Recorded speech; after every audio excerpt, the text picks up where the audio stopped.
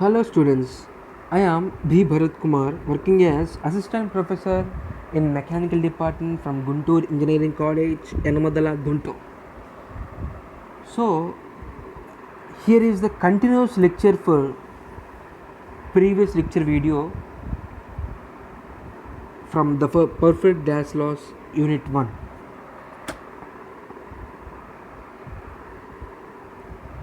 So now I am going to discuss about universal gas constant, the very most important equation. PV is equal to nRT.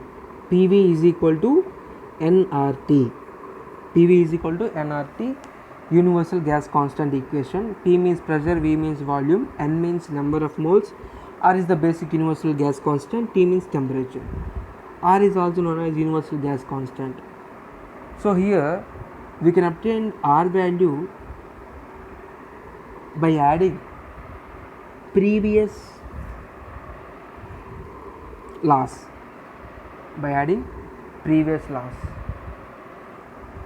So here R is equal to PV by NT. P means 1 atmospheres, V take 22.4 liter, and number of moles in one molecule. Temperature has constant value 273 Kelvin. By adding those equations, by multiplying and dividing, we can get 0.0821 liter per atmosphere by mole per Kelvin. So you can go through the Charles law or Avogadro's law's values.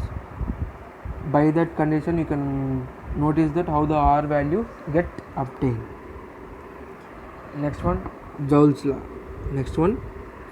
law. P is equal to V into I. Power is the rate of energy dissipation. Power is the number of joules per second converted from electrical energy to another form of energy.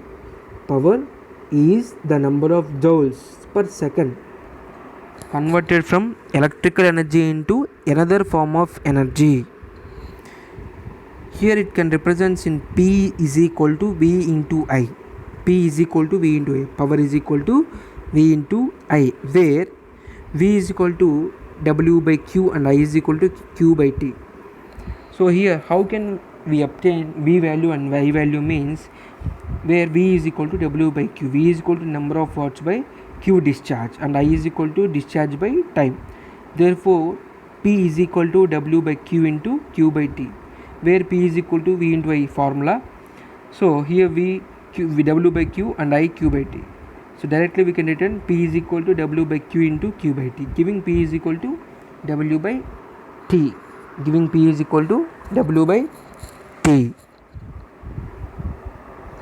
So next one, Regnolds law. The two specific heats of the gas do not change with the change in pressure and temperature of the gas. The two specific heats of the gas do not change with the change in pressure and temperature of the gas. Whenever the pressure and temperature of the gas changes, the specific heat is already present in the gas does not get changes. Whenever the pressure and temperature of a gas changes, the specific heat which is already presented in the gas does not changes. Represents Regnolds law. Cp is always greater than Cv. Value of gamma is always greater than 1. Here next one, Avogadro's law, volume and moles. Avogadro's law states that the volume of a gas is directly related to the number of moles of gas. T and P are constant. V1 by N1 is equal to V2 by N2. As we discussed earlier in the first lecture or second lecture, I hope you can already observe the examples of these two containers have under different pressure and volume and temperature conditions. Here we can deeply discuss about this Avogadro's law. The volume of a gas is directly related to the number of moles of the gas.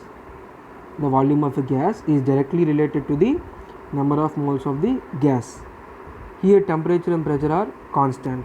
That's why V1 by N1 is equal to V2 by N2. V means volume, N means number of moles.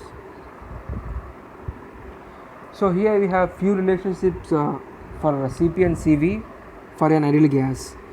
From the equation Q is equal to N into C delta T, we can say that at constant pressure we have Qp is equal to N into Cp delta T.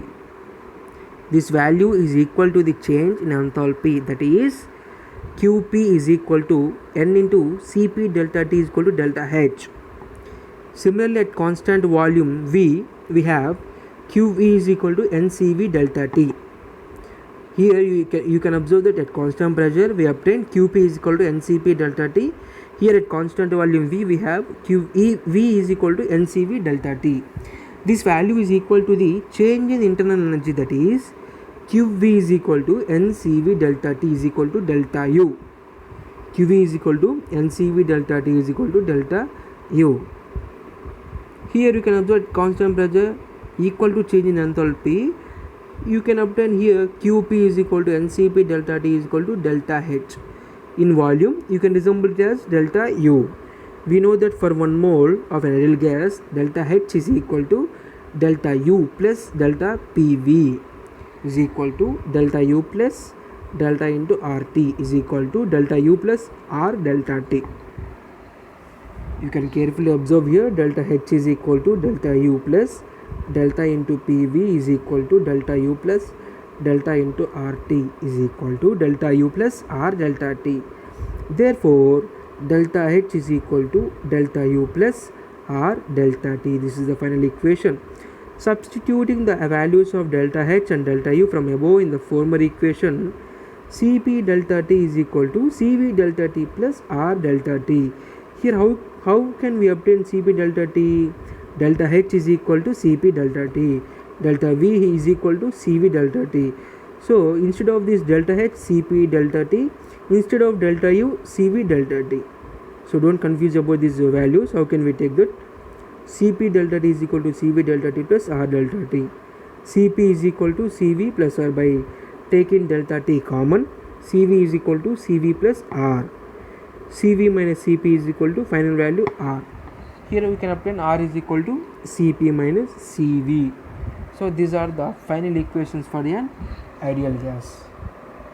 So this is all about for lecture 5. Thank you. Signing off.